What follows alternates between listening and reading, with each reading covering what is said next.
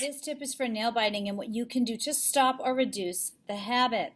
Now, one trick that's pretty simple is to keep the nails trimmed and short. So if you can keep them nice and short and have your child get in the habit of doing some fingertip massage with a little bit of lotion, that can provide some sensory input directly into the hand.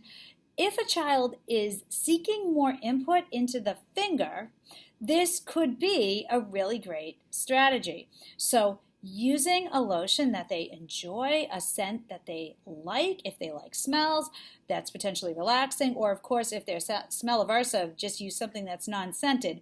But the idea is that you're getting your child in the habit of rubbing lotion on in a routine way. So maybe they put some lotion every half hour and you're helping them to gain a sense of hand care, a sense of that nail care.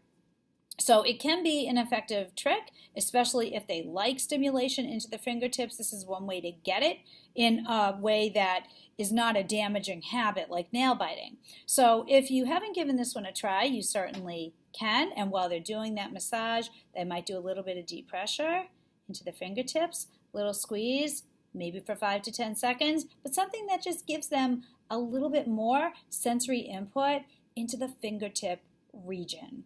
So you can give this a try, sort through the playlist, see what makes the most sense. Is it gonna be